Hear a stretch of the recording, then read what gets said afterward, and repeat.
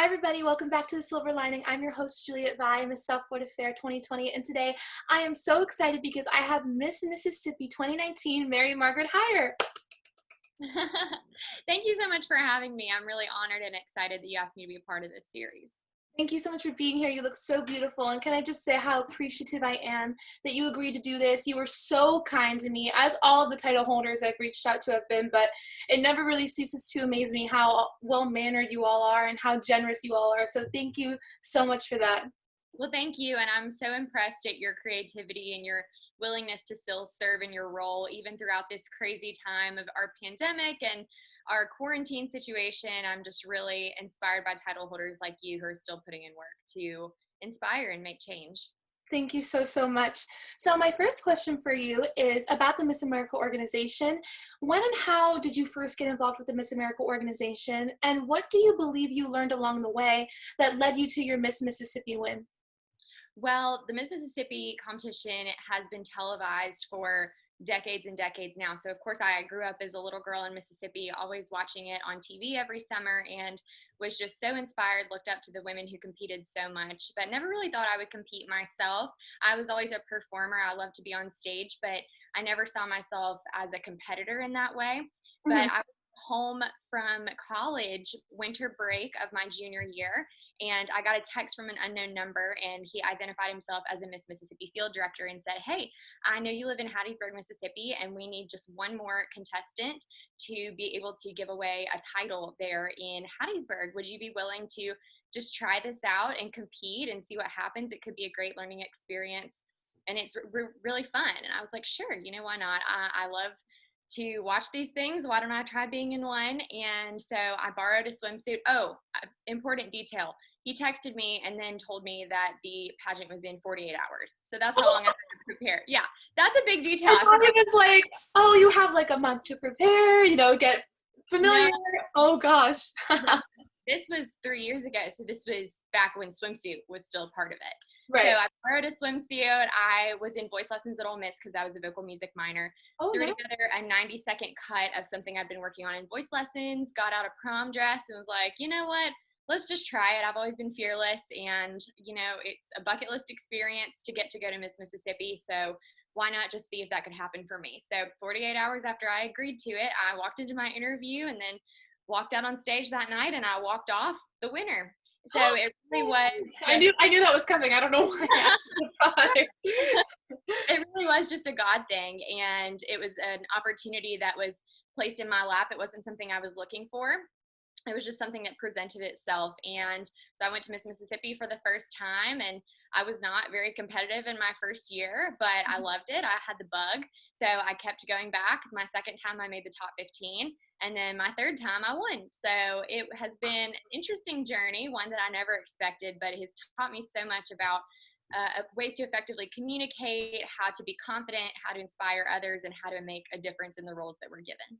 Exactly. I love that you said that. And that the first time you competed 3 years ago when you got that text from the field director, that was your first pageant ever? No, I had done the Distinguished Young Woman program, which Mhm. used to be called Junior Miss, and I would Yes. consider that more of a scholarship program than a pageant. Right. Then I had done some beauty reviews in high school. I had done Parade of Beauties at Ole Miss, which is where I went to school. So it was really my first time doing a pageant that had substance to it. I had done the evening gown walk before, and so I'd been on stage in a pageant, but I had never done anything with a talent competition. I'd never done anything with the 10-minute interview, and I'd certainly never walked in a swimsuit on television before. So it was pretty new to me, but I wouldn't say I was a total beginner. The thing that stands out to me is that you said, I'm fearless, let me just try it. And I know that you had some similar experiences in the before, like you just mentioned, but Miss America is a whole different ball game. It's a very unique system with a very unique set of rules. And it's different in a lot of ways. With the talent competition, some pageants have it, a lot of them don't. That's one way Miss America discerns itself. But you just jumped in and said, you know what, let me try it. And then you won it on your third try. And a lot of girls have to try even more than 3 times. So that's pretty awesome because you said it was a bucket list thing to compete at Miss Mississippi, but I'm sure it was another bucket list to win it. Absolutely. I mean, just being there was the dream. And so I just wanted to keep going. And of course, I was winning scholarship money. So why would I stop doing something I loved that was funding my education. And so I kept going and it worked out. Persistence pays off and hard work usually leads to great things. Yes, it does.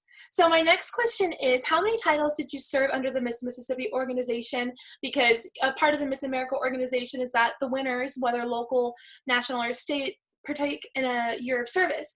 So I'm wondering how many years of service you had and how you think those years of service impacted you and impacted your community. So I served for 3 years. My three titles were Miss Southern Magnolia, Miss Southern Grace, and Miss River Bend. Those are So such pretty titles.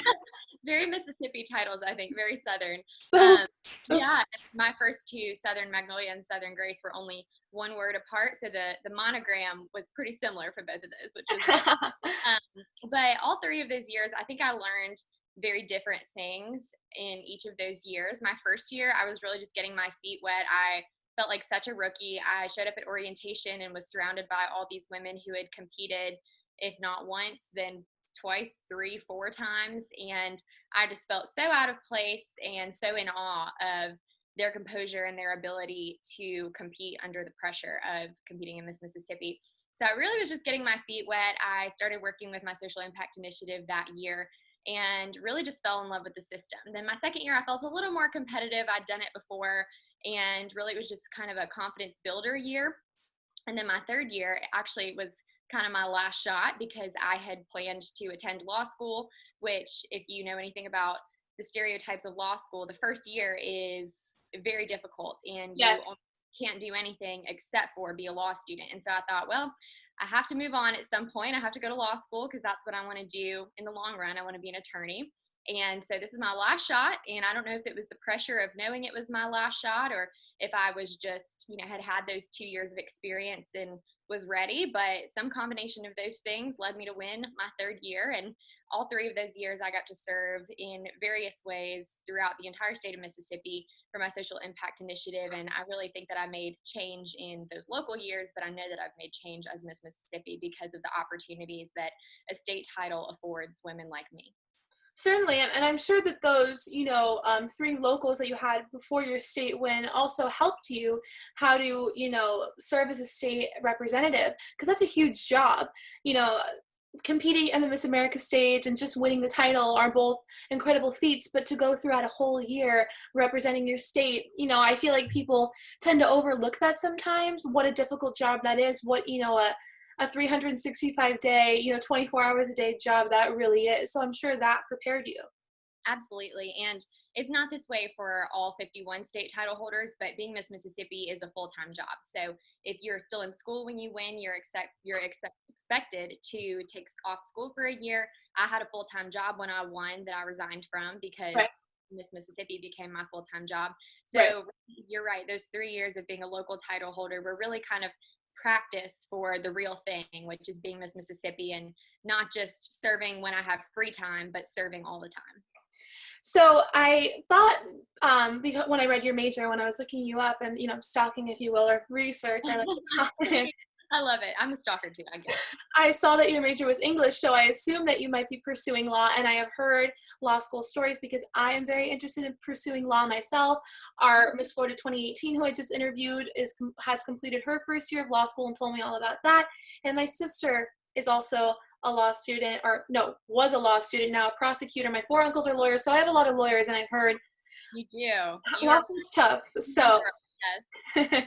So I figured you might be doing that with your English undergraduate at the University of Mississippi, and have you graduated from the University of Mississippi? I have. So I graduated in the spring of 2018 and then worked a full-time job from the fall of 2018 into the spring of 2019 and then resigned from that job summer of 2019 when I won Miss Mississippi. Congratulations. So you've had a really busy time, and now you're planning on moving on to law school, which is an even bigger deal. So I'm sure you're prepared for it. But I was wondering what led you to choose that career path. And you already described that you wanted to be an attorney, but what got you into law in the first place?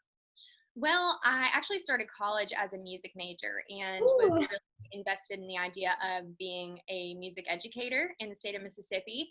And after a couple years of that, it was about halfway through my sophomore year, actually, I realized that music was something that I loved. It was a hobby of mine, but it wasn't something that I wanted to invest in for my entire life as a career.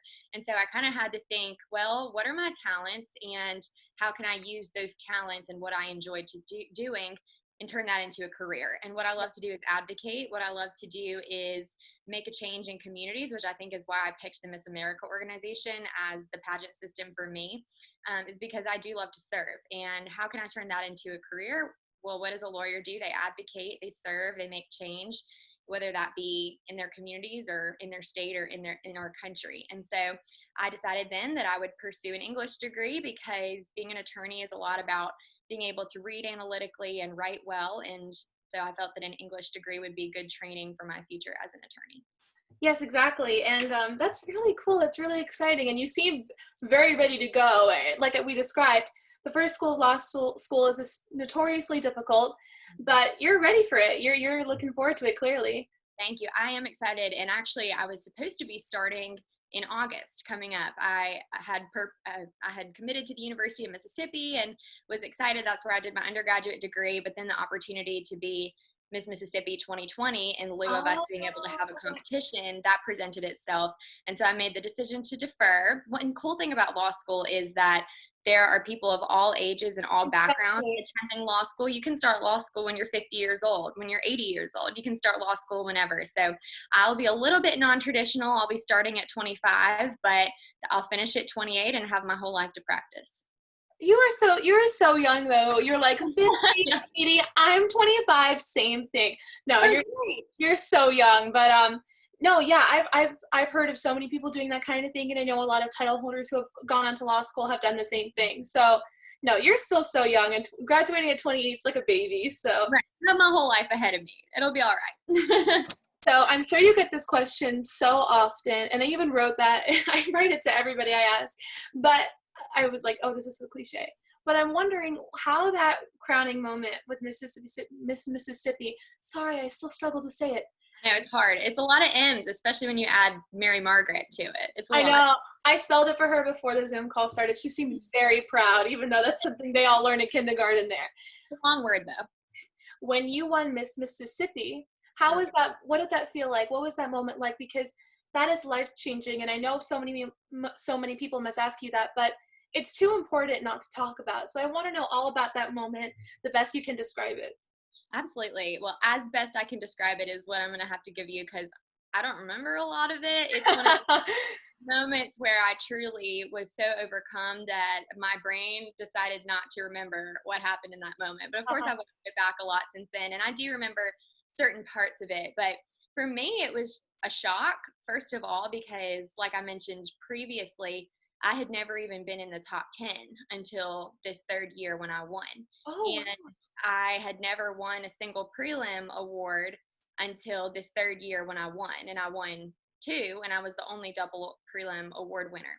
So the whole week had been shocking to me and not what I had expected at all. I expected, well, it's my third try. You know, if we're going off of how I've grown in the past few years, I made the top 15 last year. So reasonably, I'll make the top 10 this year and maybe the top 5. That would be a great bonus.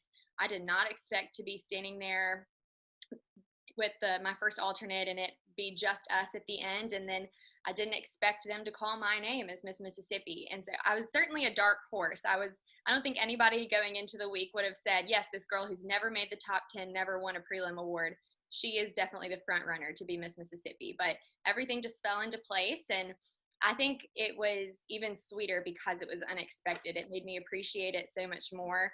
And that was really a moment where I knew my life had changed forever. And it made me realize, wow, I've always had an opportunity to be an advocate, but now I really have an opportunity because so many more doors will be open to me now. There will be so many more opportunities and bigger opportunities now, and it was just the beginning of a beautiful adventure. I don't know if you can hear my dog barking. If you can, I'm so sorry. Honestly, a little bit, but I have had my dogs bark at least for like 4 minutes straight each interview, so you're fine, and they're way worse. I have 3 puppies, but you know, to me, from knowing you, or like as long as I've known you, which is like 20 minutes, you look like a Mississippi, you look like a Miss Mississippi, you talk like a Miss Mississippi. So to me, I would never have guessed that you had been, not in the top 10, the 2 years prior to your win. But I love that you say that, and I love that you're open about that, because I think it's really refreshing for girls like me. Well, this is my first year as a Miss, but I have lost competitions in the past. It's really nice to know that even when you're not considered the front runner, or something doesn't come like this to you and you don't win on your first try, that there's still a chance. I also like that you said, you appreciated it so much more because you worked for it. It didn't just fall into your lap. Obviously, any state title is a coveted title, but I'm sure where you're from, it's very competitive, as I know my state is, and a lot of states are. But, just because you aren't the front runner doesn't mean you don't have a great chance. I think the idea, in my opinion, the idea of a front runner or who is most likely to win is just a really outdated way of looking at it. Honestly, anyone could come forward and take the competition by storm, and I'm sure that's what you did. I'm sure you brought your A game that year and, obviously made it way past the top 10, so great for you. Thank you. It was definitely, like I said earlier, it made it a lot sweeter. And I do hope that my story and the way that I won, the unexpected way that I won, does inspire women who are thinking about competing, or maybe who have competed before and haven't done as well as they would have liked. Maybe they can look at my story and say, well, if she can do it, then so can I. I was also the only woman in the top 5 that wore a dress that wasn't white. I wore blue, and my Ah, my first, second, third, and fourth alternates were all in white. So I was different, I guess, in that way too. the But pop of color, the little star of the that's show. right. That's right. So I definitely had an unconventional win. But if I can do it, that means anybody else can do it. And I hope that that inspires more people to believe in themselves with the system. I really like that you said that, and I do think that it is so inspiring to women, because I think you're inspiring because when I was researching you, looking at you on Instagram, and just talking to you over DM, you're kind, you're beautiful, you have a great platform, you're talented, you've got a career ahead of you. So just for those reasons alone, I invited you on here. But the fact that you're able to candidly say, this doesn't come as naturally to me as you might think. I've had to work for it, and I haven't always been Miss Mississippi. Before then I was trying, before then I had lost 2 times, which even just getting to Miss Mississippi is an accomplishment. Like you said, that was the dream, but it wasn't like you expected it when you walked in there. And I think that's really refreshing, because a lot of girls who aren't experienced in pageants, like I wasn't when I first discovered them, might not realize that a lot of the winners had to work really hard, and that it's not always a front runner's guarantee. Right. I've always said that success comes when talent meets preparation. If you have the talent but you don't prepare, you're not going to succeed. Right? And a lot of the times, with in the system where it is about talent, you have to have a little bit of that, but also a lot of the times hard work beats talent any day of the week. So it's just about putting your nose to the grindstone and keeping at it. Hard work beats talent when talent doesn't work hard. That's a very good lesson. There's the rest of the saying. So I want to know another question that's also probably a little cliche, but I don't care because I'm obsessed. I want to know what your Miss America experience is like, because competing on the Miss America stage is really crazy. So I want to know about that, and about just the feeling of getting to Miss America, which of course is every winner's dream. But also, you took part in a year of Miss America where a lot of things changed. They changed the venue from Atlantic City to Las Vegas to Atlantic City to Connecticut, where you competed, and just a whole new slew of rules with the 2.0. I personally liked it, but there was a lot of confusion. There were a lot of people who didn't know which direction the pageant was going in. And from some girls I've talked to, when you guys got to Connecticut, you weren't even quite sure what that week was going to pan out to be like. And you also weren't sure what you were going to be doing on TV in front of millions of people. So I want to know how you dealt with that and what that experience gave to you. Well, it taught me a lot about being flexible and rising to any challenge that presented itself. I've always thought that I've been pretty adaptive as an individual, and I value that. I value that skill, but I proved that to myself during Miss America week, because you're right, it was a lot of unknowns. It was different than Miss America had ever been before. And my class, I think, did a wonderful job of rising to the occasion and meeting those challenges and those unknowns, and coming out on the other side successful.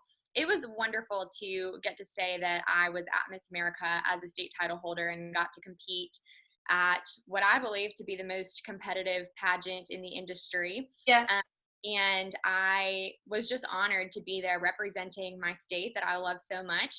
And I made so many wonderful friends. In fact, the friends and the relationships that I made that week have been the most wonderful and the most surprising part of my entire year as Miss Mississippi. I've always heard you meet your bridesmaids at Miss America, but I always thought, well, you're there for usually 2 weeks, 1 week this year. You're there for 1 week. How in the world do you make friendships that are that deep? You really do. And in fact, before I got on here, I was texting with 4 of my Miss America state title holder sisters. So you really do make those friendships. That was the most rewarding part of it to me. And it almost felt surreal to be there. In fact, it didn't sink in until we were literally about to walk on stage for prelim night 1. And I turned to somebody, I don't even remember who it was because I was in such a fog. And I said, we're about to compete in Miss America, like right now. Like we're about to walk out. Right now. We're about to walk out in the Miss America stage right now. And I got emotional. I cried about it a little bit, and then I wiped my tears and went out and smiled, and I was Miss Mississippi. And it was different. It wasn't what I ever imagined my Miss America experience would look like. There were some things about it that disappointed me, of course. That's always going to be the case when we're in the process of growing and figuring out what works for us in this new era of Miss America. So, of course, there were things about it that I would have liked to be different, but overall, I'll always be able to say I competed at Miss America, and there's a very small number of women that can say that, and so I'm proud of that. I really appreciate your optimism, but I also appreciate your ability to be realistic about some things where you're so grateful for the experience of competing at Miss America, but where you're able to say, I thought some things would be different, because that's the reality. That's why I asked this question to everybody, and pretty much everybody's been up front saying it was very unconventional. It wasn't quite what we expected, but I'm so grateful for the experience. And, I've had the opportunity to talk to so far Miss Ohio and Miss Utah, and I'm talking to Miss Maine later today, and I'm interviewing a lot of the girls from this class, but I see from looking at their pages that you're so supportive of them, that you commented on my Miss Ohio post today, that you and Miss Maine are friends, and I'm sure you're friends with people beyond that, and so on and so forth. But to see the connection that you all have with your sisters is pretty amazing. It makes me so happy to see that, because I think there's a lot of stigmatism around pageants where people think the girls are catty, especially at a national level. But the reason why you all were able to win such prestigious titles and make it to Miss America is because you all were people of character. I know that this organization, no matter what happens to it, no matter what portions of competition they take out, no matter what venue they perform at, one of the most important things is going to be the aspect of having a generous title holder. I can see that you are very kind and supportive of your class, and it's really nice to see how close you still are with those girls, because you guys went through a challenging and exciting experience together. I'm sure that, the sisterhood really helps you get through that. Absolutely. And I think, when you go through something hard, you find out who your real friends are, and you really cling to those individuals who can lift you up and support you. And that's what we all were. America Week during our reign, COVID-19 now, none of us have been able to really feel like we've had a wonderful impact, or not the impact it have anyway. It's looked different than we hoped. So we've really clung to each other throughout this pandemic, and now with all the racial tension going on in the United States of America and across the world, we have really been there to educate each other and stand up for our Black sisters who are hurting right now. So I'm proud of our class in a lot of ways. Yes, I think that's very appropriate to touch on that. This is going to be posted a little bit after it's recorded, but of course this is the week where a lot of protesting is going on in, the wake of the death of George Floyd, among other victims. And, I see how all the Miss America sisters are rising up to defend, women of color in the organization, and so on and so forth. And I think that's so important, because not only do we have our own personal social impact initiatives and our talents and whatever we do for our community, but we're so outspoken on social issues that are occurring all around the country. We're able to speak out about them and offer our 2 cents and offer solutions. I've followed you for around 2 weeks now, keeping up with you and seeing what you've been posting, and you've been posting quite a lot, how to give back to the community. You're not only posting about the problem, you're also offering up solutions. You're advocating for your sisters who are, of darker skin, who are women of color in the organization. And I also read a press release from Miss America saying that we stand by them, we support them. Of course we do. But I am so proud of all the girls who are current state title holders, because it is a great reminder. It's a great thing to show people that ask me, why do I do this? Here's why. Because I'm following inspiring young women who are standing up for the right thing. So I really appreciate you doing that. And, of course, I feel I'm very privileged to live the life I live, but that doesn't mean that I don't understand or don't advocate for what's going on. And it makes me very proud to see all of you doing that. Thank you. It's been a really enlightening and educating experience for me, also as a white woman who has a lot of privilege, some privilege I didn't even realize until Right. I began having conversations recently about privileges I have that I wasn't even aware of. But I think that, we get asked all the time, how is Miss America relevant right now? How is it still modern? How are title holders actually having an impact on this country? And the answer is we're not, if we aren't standing up and saying what needs to be said and supporting communities like the Black community right now who needs our help and needs us to be these voices, needs us to tell our followers and our supporters how they can help and what we can all do on an individual level and on a group level to promote equality and justice in our country. So it's been something I have been proud to do, but it's also been something that I needed to do, because why do I have this title if I'm not going to use it? Exactly. And as we discussed, you have a big job. You are also pursuing a second year of it in light of what's happening. So congratulations, because I feel like a lot of people might expect you to do that, and that's just what you have to do. And in a way, I guess it is. But you had plans. You had things to do. You could have said, I can't do a second year, but you chose to, and that's a big deal. It's another year of a huge job, and as much of an honor as it is, it's a lot of hard work. So I just want to thank you for doing that. We have another great year of you as a state representative, so thank you, and I thought that was very well said. My next question is about your personal platform, also known as Social Impact Initiative, so I'd like to hear about that. Well, I also stalked you a little bit, and I actually think we promote the same social impact initiative because I promote organ tissue donation. Oh And my gosh! well, yeah, surprise. So my initiative specifically is called Advocate, Celebrate, Donate, Diminishing the Donor Organ Deficit. And so basically my mission is to inform Mississippians and Americans of the fact that a donor organ deficit does exist. There are hundreds and thousands of people who are on a waiting list right now and need something, and that is an organ to be able to continue to not only live, but live with a positive quality of life. And sometimes those people wait days, sometimes they wait weeks, sometimes they wait years, and sometimes they wait and that gift never comes, and Right. they die before they're able to be saved. And it's so simple for us to make a difference in those people's lives. All we have to do is check a box that says, yes, when I don't need these organs anymore, I'm more than happy to give them away to somebody else who needs them more than me. So I have challenged myself to have conversations with Mississippians about what exactly it means to be an organ donor and why it's not only a good thing for us to be an organ donor, but it's imperative that we all realize that we should be organ and tissue donors. It's a duty we have to our fellow man. I am so excited and also very surprised that we have the same platform, because I have a portion of the show called Donation Inspiration, so I'd actually love you to come on I would sometime. love that.